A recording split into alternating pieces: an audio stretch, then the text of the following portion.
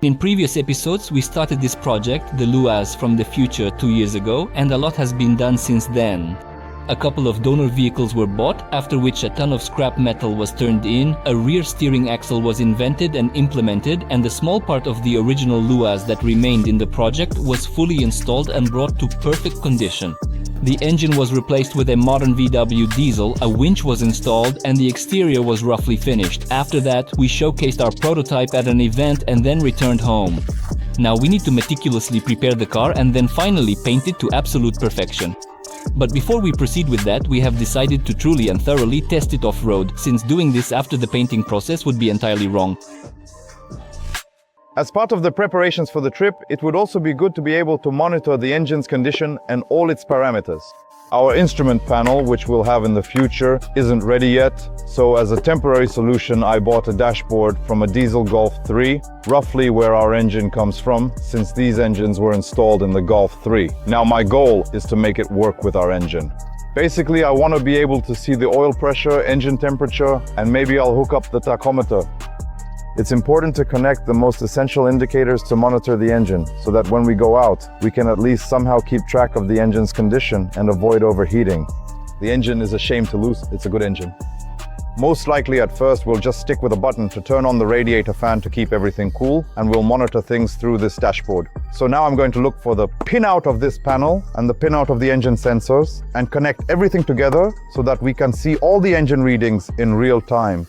As you saw, Kolya handled this task quite easily and without much trouble. However, it's actually not the only thing that still needs to be done before we head out.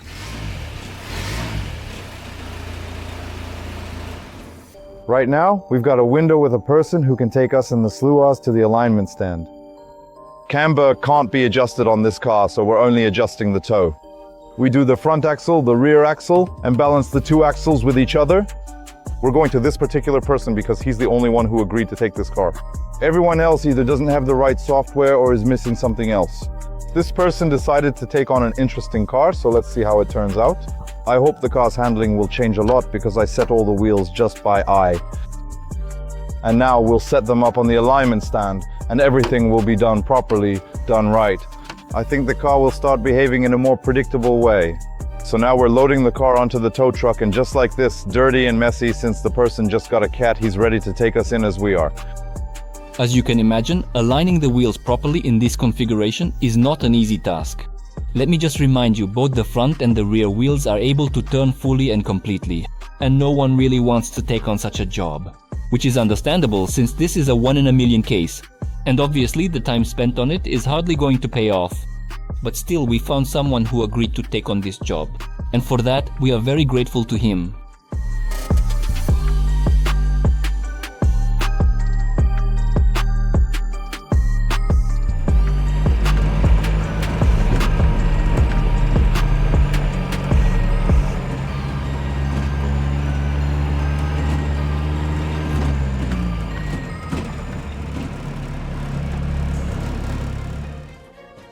Maybe it's just my imagination, but it already feels a bit nicer.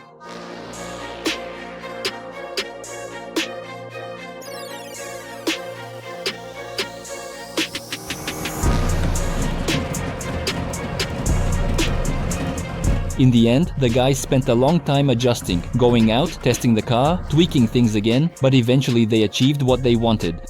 Right now, we've carefully set the rear alignment diagonally. We currently have 1.5 centimeters, which is the wet retome for the rear axle. This measurement is crucial for optimal performance. It's still standing just exactly right as it was before. Not only are the wheels fixed in one position when you drive in and move a bit, they don't stay in that position. Yesterday I connected the temperature sensor incorrectly. The engine is warm, but the gauge needle doesn't move. It doesn't budge, so it will need to be replaced. There were 2 wires on the right side. Of course, I wasn't the right one. Even here, I drove a bit on the dirt road. It became more pleasant to drive. Thanks to Sasha Dzerzhinsky 8. It's a good place. They really treated us well, devoted a whole hour to us. We're satisfied, so we're getting closer and closer to departure. And since the car is fully ready, we decided to go for a test drive right away. Just like that, and we're already out in nature. We decided that while the car is in its best technical condition, we should go out and take a drive. How long can we keep building it? Honestly, we're starting to lose motivation. We don't want to do anything else with it. We just want to take it out for a drive. We decided to go to the same place where we filmed last time, but to get closer to the water and look for some more challenging spots there. Because the car is now better prepared. We've added a front differential lock, the winch is working, all the wheels are spinning, everything is set up.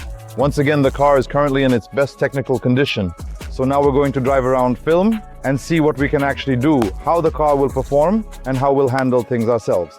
We're not off-roaders or conquerors of the wilderness, so we don't have much experience, and we'll just see how it goes. The primary and most important goal for today is to fully understand how the rear steering axle actually behaves, and whether it really gives an advantage off-road, which I personally am convinced of from the start. And of course we need to understand how reliable this system is, considering the loads during a real off-road trip. The main difficulty with these kinds of trips is that it's very hard to convey them on video. In real life, these are often very dangerous and extreme moments, but when you watch it on screen, it looks like we're just driving on a flat, ordinary road. I think anyone who has ever tried filming off-road with us would agree. But no matter how you look at it, this is our job, and we'll do our best to fully convey the atmosphere. Because it's square, it's a bit scary to go down the hill, but between the trees, you can't really see. People don't understand whether you can or can't. Well, you just live and kind of slip through all the trees like a snake. But overall, the feeling is pretty cool. Let's go look for something muddy next. After this significant adjustment, it truly got much better. It certainly didn't fix absolutely everything, but the overall riding experience became a whole lot better. It was noticeably and remarkably better. I just absolutely love how such a tiny, precise adjustment completely changed everything for the better.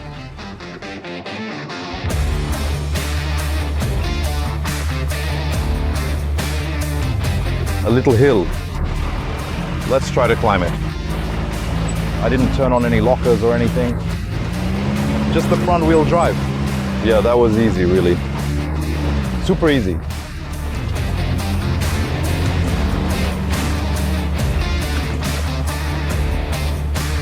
We'll have to come up with our own obstacles. We could have just gone over there. Oh, this was rear wheel drive all the way until now. This new vehicle is all wheel drive, and you can truly feel the significant difference right away, folks. In fact, it's quite noticeable.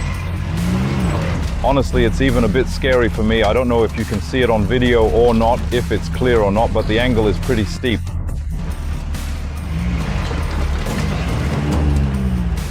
All right, let's just at least turn on the rear locker.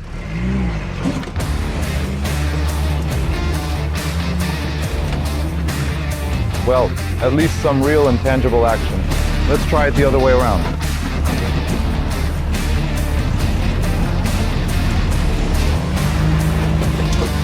You really can't see anything at all. Oh, now you just quite can.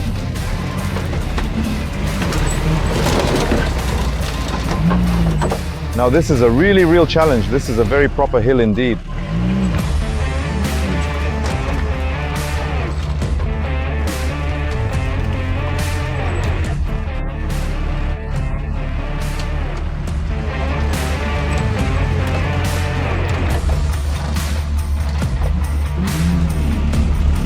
No problems at all, really.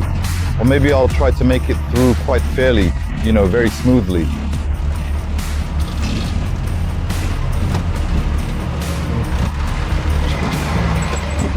And now let's try to turn on the main power to the entire system. It is the front one, the very first one, right there. With both lockers on, there are absolutely no problems. Let's call this place the Stone of Conclusions. At the end of one of our previous trips, we made some conclusions about the car here. And now we've come back to the same spot to draw some more conclusions. Based on the results of these trips. This trip turned out to be not the most productive or truly off-road because, well, it's actually really dry here. It hasn't rained for a couple of weeks now. We went down a trail where quad bikes usually go, and it's completely dry there. We found a stream there and crossed it a couple of times. We made it through. The car didn't really have any problems, neither technically nor in terms of off-road capability.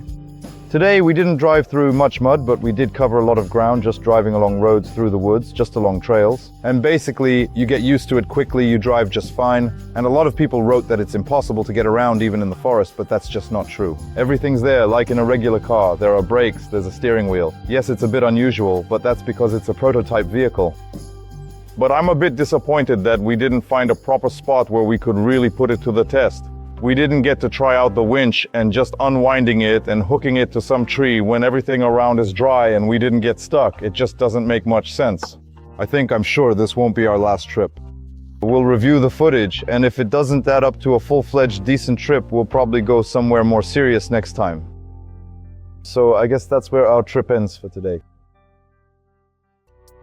As you might have guessed, we didn't get enough footage for a full trip, so we washed the car, inspect it, make sure everything's okay with it, and call the tow truck again. We're heading to another location, still hoping to finally get the car stuck. So, our very first outing simply wasn't enough for us. We decided there just wasn't quite enough excitement or a real challenge or test for the car. Sure, we found a couple of puddles, but it still didn't really feel like enough. So we decided to go out a second time to a different place, where the more experienced guys usually go.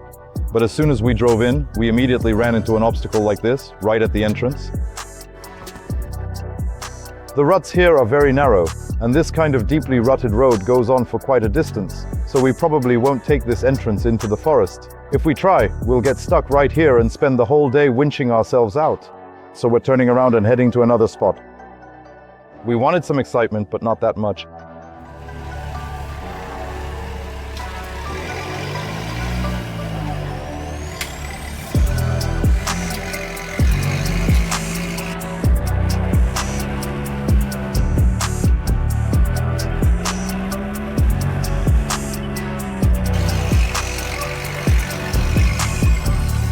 This time we went together with another car.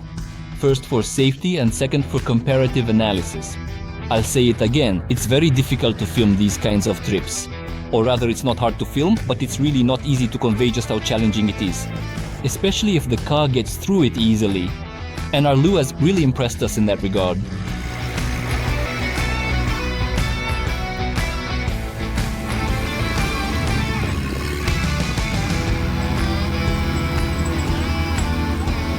Now we want to climb that hill, and I've decided to let some air out of the tire in advance. We've always kind of neglected this, but I've always been curious about it. I'll let some air out of the tire, and I think that'll increase my chances of making it up the hill. It probably won't look steep on camera as usual, but it's actually a pretty decent incline.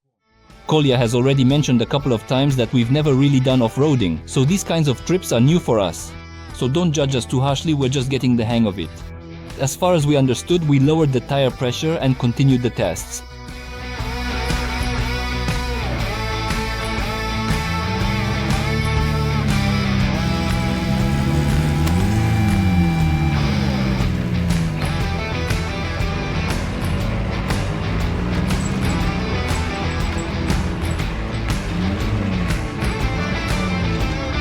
Maybe we should really get different tires, or perhaps a different diameter. So anyone who knows about this, please share your thoughts in the comments. It's very loose.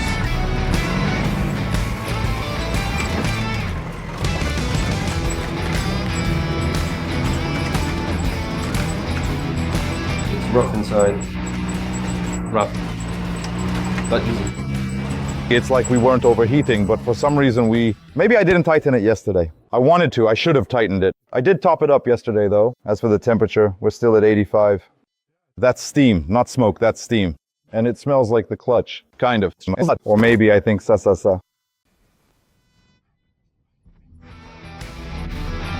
Mentally, I'm just not quite ready to hit the gas pedal when going uphill, especially with this kind of incline. And just going downhill like this, oh, what are we even talking about here? It feels incredibly daunting. How am I realistically supposed to get all the way up here if I can't even manage to go down this relatively gentle slope without needing to press the gas? It seems like a significant challenge. Well, upon closer inspection, it's actually not even that scary or intimidating after all.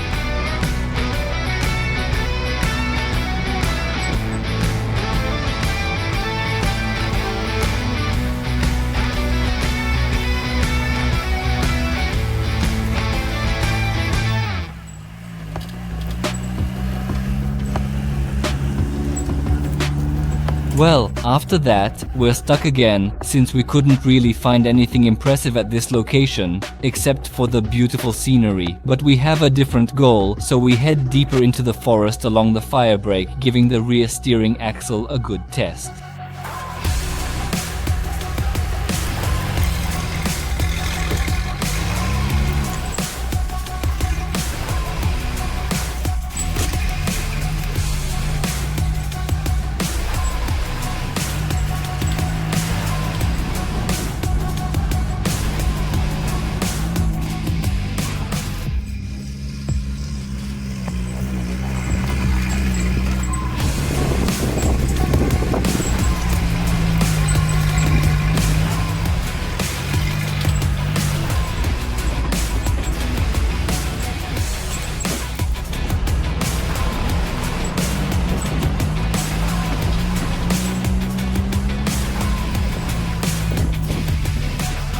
We drove around the forest for a while and found a cool obstacle. It's some kind of quarry area, but for some reason, from the outside and on the maps, it looks a lot like a track. It's shaped like a figure 8, with hills and insanely loose sand. Really tough, very much so. But we're hitting this new obstacle already with a minor issue. When we were drilling around that fire ditch, I most likely bent the steering rod, because my front wheels are straight, but the rear wheels are already turned in from the start. We'll try to drive in like this at first. If it doesn't work, we'll keep trying, because the first time I got stuck, the car didn't even sink in. The tires didn't compress at all. So now we'll try driving around. There are hills, descents, and a whole mountain of sand. We didn't find mud, but we did find sand. At least it's something.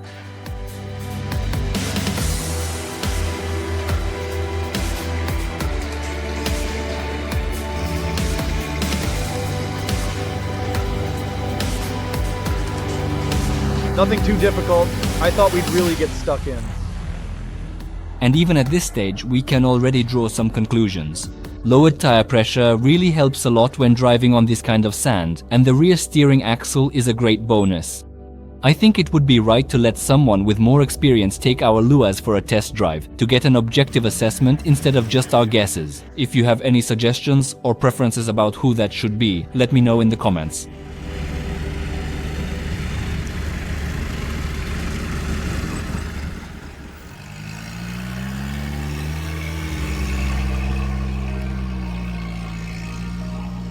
We're wrapping up our trip at this cool spot. We drove around, and honestly, we thought it would be harder. The sands look almost like a desert, but the cars are moving. Ours and the guys who agreed to come with us help out and show us some locations. In the end, as for the car, it's still running, everything is still fine with it, except for a bent steering rod. Other than that, everything's fine. It's not overheating. The temperature stays at 80 to 90 degrees with the radiator and radiator fan on. I'm mentioning this because when I installed that tiny little radiator, everyone said it would overheat. So it's not overheating. It's 20 degrees outside today, plus I think still we haven't closed. Well, that's no longer a question. It's already a gestalt about the gearbox. It drives, it shifts gears, but by the end of the trip, first gear started engaging worse. You really have to want to get it in, and it's making a crazy amount of noise. So for those who wrote in the comments that we did something wrong with the gearbox, or for anyone who can properly rebuild this gearbox for us so we don't have to deal with it again, this is something we bought for a lot of money, considering it was supposed to be in perfect working condition, but ever since I installed it, it's been making noise just like this. The only thing is, it drives, it makes noise, it rattles, but it drives. The first gear has started to engage worse, so if anyone is willing to help us with the gearbox, the guys will probably drop my Telegram somewhere. That would be more convenient. Message me on Telegram and we'll discuss it there, because after this outing, the car will most likely just need a few minor things finished up, and then it'll go to the body shop for exterior work, so there will be time to take out the gearbox and properly work on it.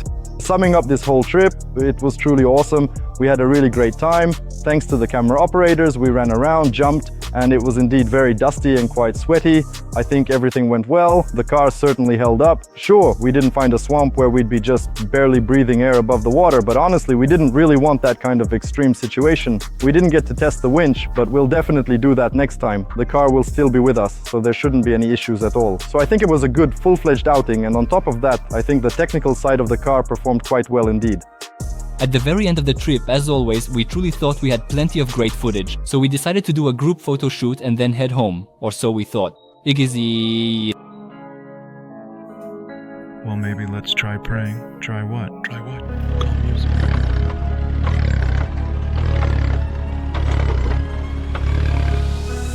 The thing is, we picked the worst possible spot for the photo shoot and our teammate got stuck, seemingly on flat ground.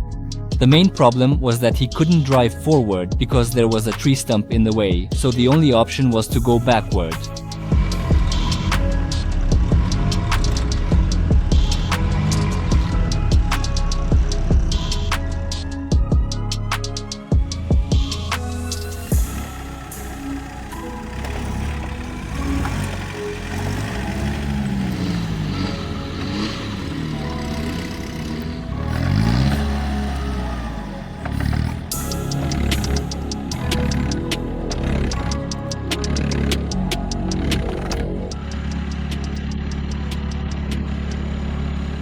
We got ourselves into this situation. It seemed like we were done. We were about to head out, stopped nicely for a photo, but he set too much of a diagonal and lifted a wheel. So now we'll help, try to pull him out. The Lada's too light. It just sits there spinning its wheels in the sand, and that's it. The sand is really loose.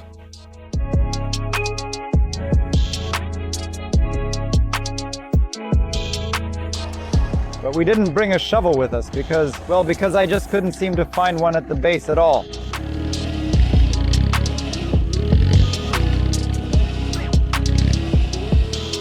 All right, I'm going. If it looks easy on camera to you, well, we did put up a fight. Everything's fine. We turned on the winch, tried it out, it works. Everything works perfectly. If you don't keep tension on the strap while unwinding, it tries to wind the other end onto the drum. Well, it seems better to have this feature with its minor quirks than to give up the ability to use the winch in reverse. All right, let's hook up and head home again. When we got back from the trip, the first thing we did was wash the car and start checking what damage it had sustained. Basically, nothing happened to it except for a bent steering rod, or so I thought. But when I started to take a closer look, it turned out that the idler arm was bent, the part that changes the direction in which our steering pushes. I welded it myself. It's assembled from several parts and it bent, not breaking or tearing the weld, as some people said, but actually bent a piece of metal at a weak spot. It just twisted and warped it, so now I have to figure out how to fix this. Other than that, after the trip, we basically don't have any problems. Well, the car is dirty, it didn't wash off well, but that's it, no problems. We can fix this and go out on another trip again. Another rather unexpected takeaway from our recent trip to the great outdoors, specifically for some off-road adventures, is that the car actually performed quite remarkably well on the asphalt. On the way back, we honestly hadn't planned for this at all, but we unexpectedly had to drive about 10 whole kilometers on the paved asphalt road. It was a quiet road out in the peaceful countryside, so we weren't bothering anyone at all, but we were in third or even fourth gear, going approximately 35 to 40 kilometers per hour according to the precise GPS.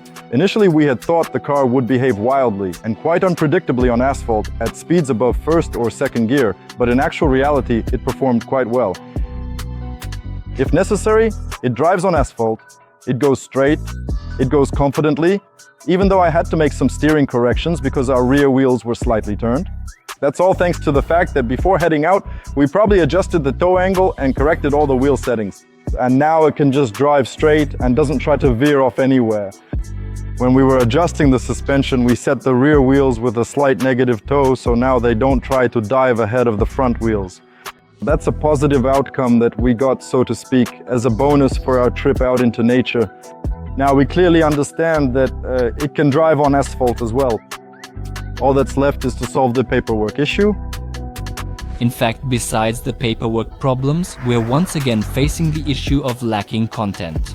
A third outing in a single episode. This has never happened before. We're driving, we're riding around, we're having fun. It's awesome. Then we watch the video, and on video it all looks boring, and we're just driving along some random forest trails. People in their regular city sedans go mushroom picking on these same trails. Then, on our second outing, things go even worse. But since it's dry, nothing really works out either.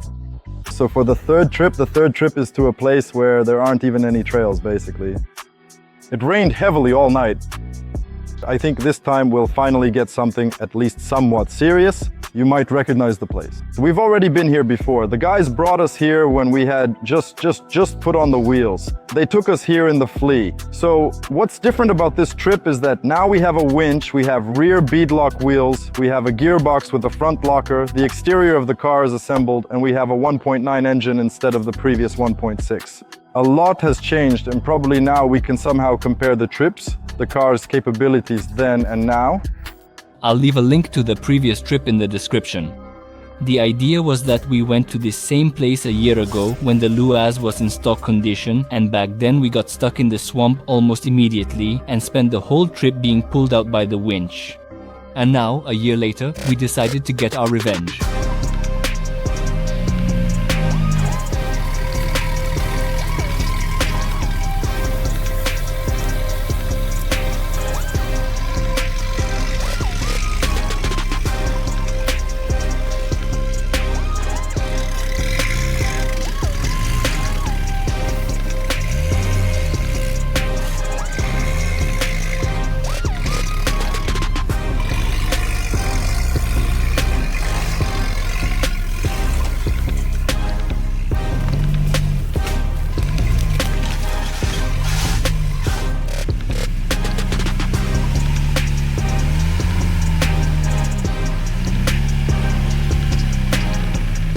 At this point it seemed like a fiasco, but we didn't give up and managed to pull the car out.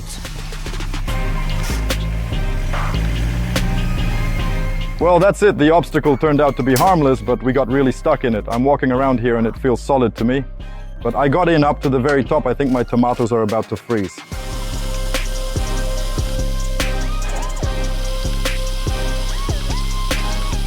We are absolutely not damaging the precious forest, and we are certainly not unintelligent people, so we will simply protect the vulnerable tree in this rather simple, somewhat makeshift way with an ordinary yet effective strap.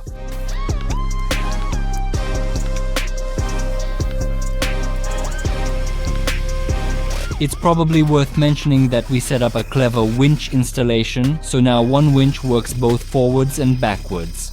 But after the episode where we installed it, there were a lot of comments saying it wouldn't work in practice, but as you can see, here's the real life test and here's how it works.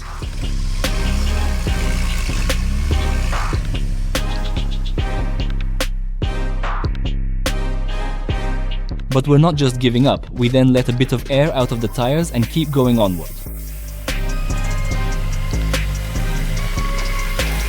And strangely enough, it worked. See for yourself.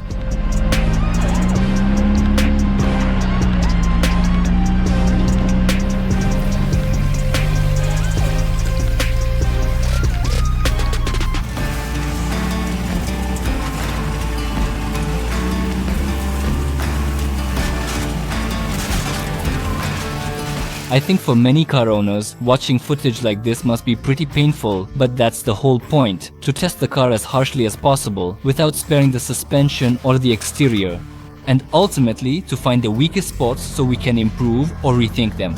And abusing the bodywork is always a bonus you just can't pass up on trips like these.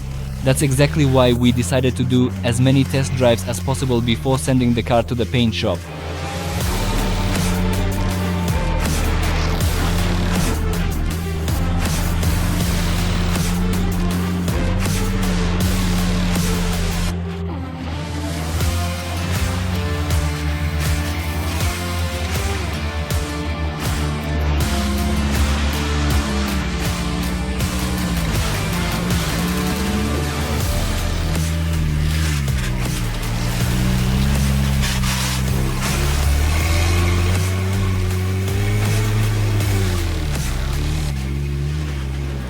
You can probably clearly hear on camera how our power steering pump is really struggling. It has a truly hard time working efficiently when both the front and rear lockers are fully engaged. The differential wheels are completely locked, and especially in the thick, heavy mud, there's a significant amount of resistance when turning the wheels. The stock power steering pump just simply can't adequately handle it. The hoses get so incredibly hot that it feels like we, at the very least, need to install a proper cooling radiator.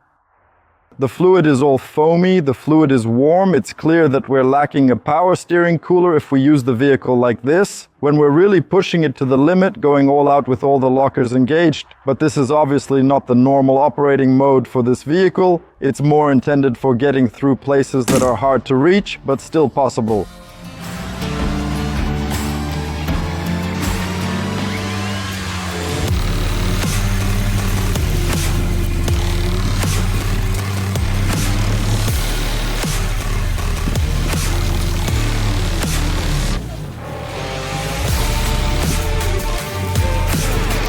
How does it just fly through it? It looks impressive from behind, but I feel like you can't even open your eyes inside the cabin. Everything's covered in mud.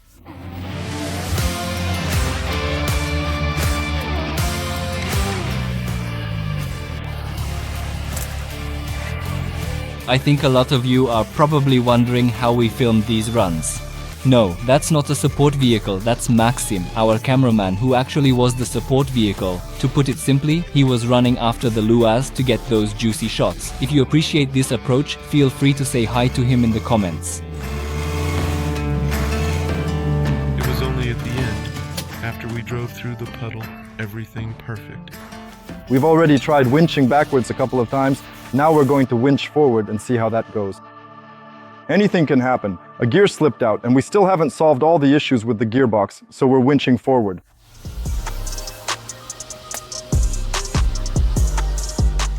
And here we are, back to practice, and you can clearly see that the same winch can work perfectly in both directions.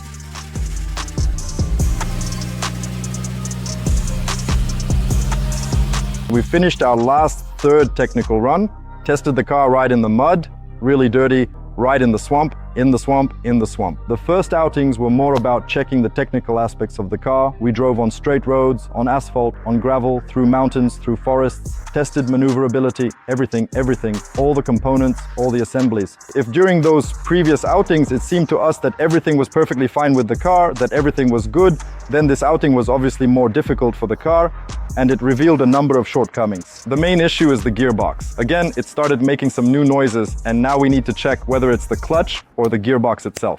The second power steering unit either overheated significantly, or maybe the stock unit just can't handle it. Controlling two axles with the differentials locked, I think that's what killed it. It's just too hard for it to handle, pushing that hydraulic fluid while managing two hydraulic axles. There's a lot of resistance, and usually the stock Volkswagen unit can't handle it. The power steering pump just couldn't take it. As for the trip itself, I think everything was awesome. We drove around, we got stuck, we pulled ourselves out with the winch in reverse. The rear winch works perfectly.